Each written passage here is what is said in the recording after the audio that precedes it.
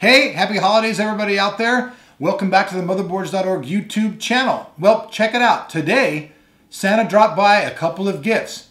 He brought us the new P67A GD65 motherboard, and he brought us Rajiv, the Market and Product Specialist from MSI. So what Rajiv's going to do is he's going to sit here and he's going to tell you all the great facts about this new motherboard for the new Sandy Bridge launch that's coming next year. Now, we can't give you guys scores or performance values, but what we're going to do is we're going to show you the board and let Rajiv tell you all the great features of this new product. So Rajiv, why don't you talk to our audience and talk about this new great motherboard you guys are releasing. All right, thanks a lot, Doc. So in 2011, MSI is doing a really great revamp on our product line by implementing what we call military class components. And we previously did that in 2010, but in 2011 we're actually going to military class 2. So that's kind of the key focus of this product line. What military class 2 is these higher grade components you find in things like satellite systems, medical servers, any mission critical environment where your system cannot fail. And we find a lot of high-end users want to make sure that their backbone for their systems is going to be military reliable. And I've seen some comments on your site where people are really mentioning that kind of stuff, and it's kind of funny. But again, it's really important to know that these aren't actually military certified. These components are actually built to a military specification to ensure that quality. And no, that doesn't mean junk. That means it's good. You characters out there like to comment. So definitely, we really want people to understand that the benefit is really to create a strong backbone for your system, and MSI is going to be the way to go. Another major reason why we implemented military class components to take over the world is to take over the world in the sense of overclocking and making sure that everybody can be a part of the MSI army and overclocking on our boards. And what OC Genie does is allow you to do a one-push overclock. And we'll show you that in a bit as far as how simple it is. Anybody out there can do it. Your sister, your little baby sister. We actually did a review for you earlier last year on that. And it actually is really easy. The one-touch overclocking actually worked only about 2% less overall than sitting there for hours and hours and hours trying to overclock. So I'd say it's a really good feature. Yeah, and absolutely. That's why we call it a 1-second overclock, and it's very great. It's been award-winning. I know you guys gave it an award. A lot of the readers I've seen, great feedback. It's an excellent feature. I like it a lot. Absolutely, especially for the guy who's beginning, who doesn't know anything about overclocking. He can just go hit that button. All he has to make sure is he has the good components of his computer, and he's up and going overclock. Absolutely, and that's one of the really important facets of OC Genie is that brings kind of widening that user base. Somebody can come in and use OC Genie as training wheels, push the button, get a good overclock. And not only that though, when they're ready to move on, they can go back to your forums, talk on your YouTube site. We'll probably release some videos on how they can help, tweak their system a little bit more. And, you can get a better feel for why we do what we do here. Why don't you talk about some of the features that MSI has been using for years that other companies are now jumping on bandwagon and trying to really push as their particular feature? Why don't you give us some insight on that? That's another thing too. A lot of you guys may not be aware that what we've been doing behind the scenes right now and going forward, a lot of our competition is going to try to really tout. And one of those big things right now is digital VRMs. And what that specifically is are kind of the power supplies to the motherboard themselves.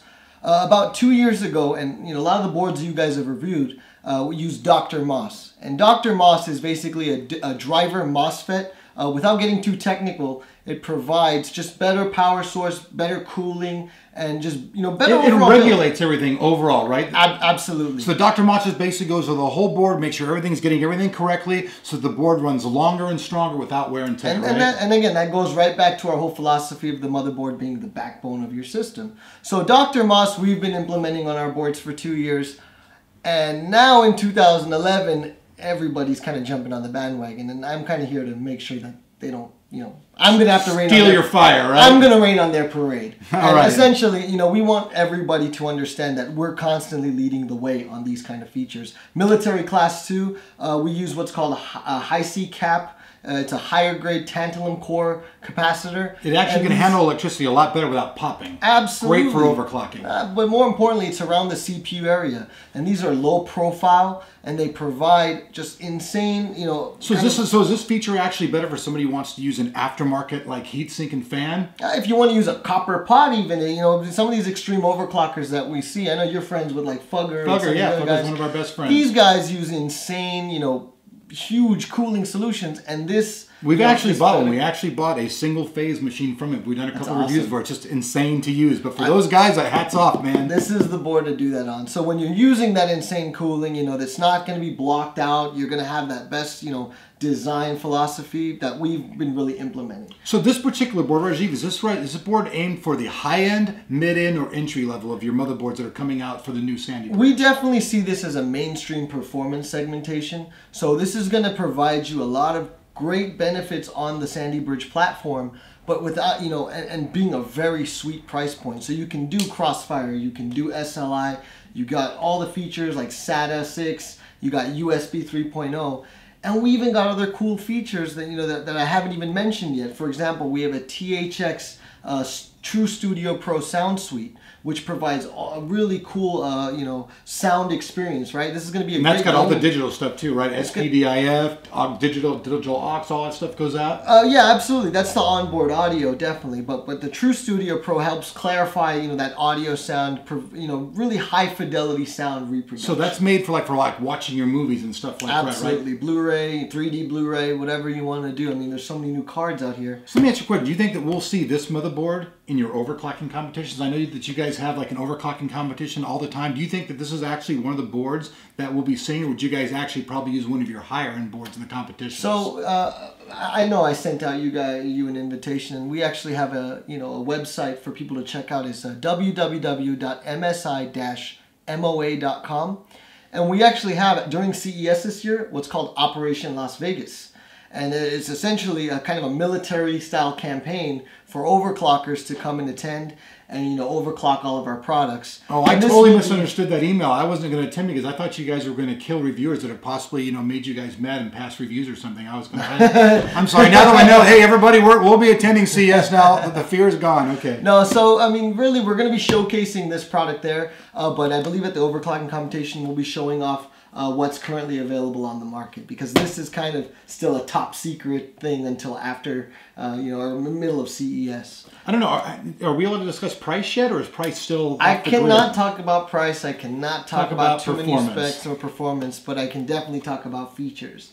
And one of the other new features that we do have on this board is actually the UEFI BIOS. And Doc, I'm sure you're well. No, the UEFI BIOS is the one that supports the new bigger hard drives. So anything, if you have a 3 GB hard drive or bigger, then you need to have this type of thing. Terabyte, excuse me. He gets me on this all the time, but 3 TB and bigger drives, you have to have that, or a separate card that Western Digital provided with their drive, in order to actually see the drive as 3 TB. Well, not only that, UEFI is going to be the standard going forward. Every computer system is going to be using that, you know, going on, and that's going to provide faster boot times in the long run with new generation operating systems. And it also has reborn that BIOS into making it completely usable with your mouse. So is it actually called a BIOS still, or is it actually called the name that you just said? Because I heard it was actually replacing the BIOS. Correct. Well, it's just a better way for people to understand that it's the BIOS with a mouse. That's UEFI in a nutshell. All right. So basically, you know, there's going to be... So I got a nutcracker for you. Do you actually know what UEFI stands for? What is it? United Electronic Interface something? I have too much going on right now. I know it's grumpy on that one. I don't know what it is either. What about you, Ben? Do you know what it is? Off the top of my head, no.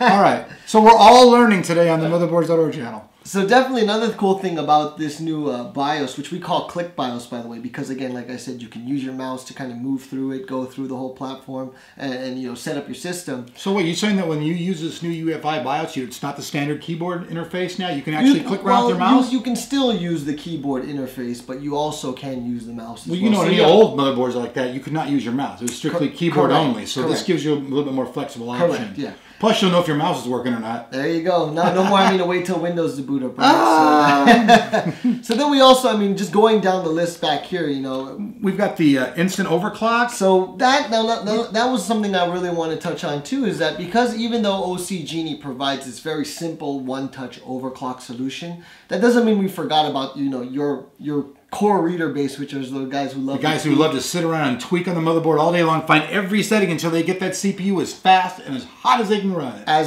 Absolutely. So not only with the UEFI BIOS can they do the traditional overclocking, but now through Windows, you can use our Control Center 2 app to monitor and overclock your system, get every detail down to fan speed, you know, individual fan speed controls, you know, voltage settings, everything. Hit apply and instantly see the benefit. There is no reboot necessary at all. You basically get to see that performance jump right then and there. And you don't need to have any knowledge of overclocking to actually do this. Well, we do recommend that with the Instant OC, that, you know, that's a little bit more advanced, so we would definitely want those type of users to make sure that they, you know what they're doing. If they don't, OC Genie's for them. Okay. With Instant OC though, again, you can monitor, control. And you're saying that you can do this all from inside of the Windows environment. So I'm in my Windows 7, I'm playing on my computer, I decide that I want to mess around with overclocking, I go click on this, I make my changes right there, and without a restart of the computer, the changes are automatically made? Absolutely. All right, so we were talking about instant overclocking, Rajiv. Let's move on. What's the supercharge? Supercharger it basically powers up your USB 2 port and provides more power so you can charge tablet PCs, charge your smartphone faster, things like that. It also allows you to charge these devices while your system is shut down. Okay, so if I plug my phone in and I shut the system down, it would still continue charging. Absolutely. Yeah. I really hate one of my old PCs where I plug in, I shut my computer down, and my phone doesn't get charged. I'm frustrated. I think everybody has that problem. And so that's one of the real key benefits of Supercharger. And then what's Click BIOS 2? So that's what we talked about earlier, So right? we talked about Click BIOS. Now, Click BIOS X2 on this particular model is basically a backup BIOS chip. And that ensures that no matter what you do to your BIOS, if you're overclocking, if you maybe flashed it and your system, you know, maybe a power went out and your system may get corrupted, that secondary BIOS will be there to ensure that your system... Now, is that a boot up thing, or can you switch between the two BIOSes actually in the Windows environment like we talked about earlier? So right now on this model, we're using that BIOS chip as kind of a safety net. So what happens is the first BIOS chip, if it were to ever get corrupted, the secondary one will... just automatically takes over. Correct. Okay. And then what it'll do is it'll flash from the number 2 BIOS onto number 1, and that way your system boots up again. So number 2 is kind of locked in place to ensure that your system will always be bootable. Okay, no problem. And what's this right here? We've got some Winky 3. It sounds like a Chinese movie or something. So yeah, Winky 3 is something that we've had. We've had Winky on a couple of our motherboard models before, and it's just essentially an operating system that you can use. You can use the driver CD to boot in, check your email, go on the web, do...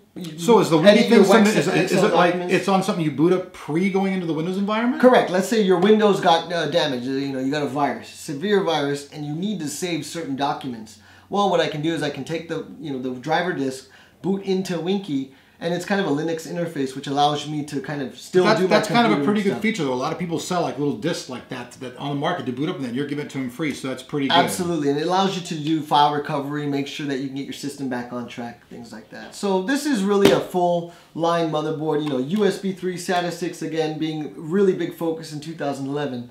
So Sandy Bridge and the Intel 6 series chipset is huge for us. And we geared for the mainstream user. Mainstream audience, definitely. All right, well, folks, now you've seen it. We've just seen the P678 GD65 from our friends at MSI. Everybody, give a special clap for Rajiv and thank him for coming on to our show here today. And thanks a lot, guys. We'll see you guys out on YouTube. Happy holidays.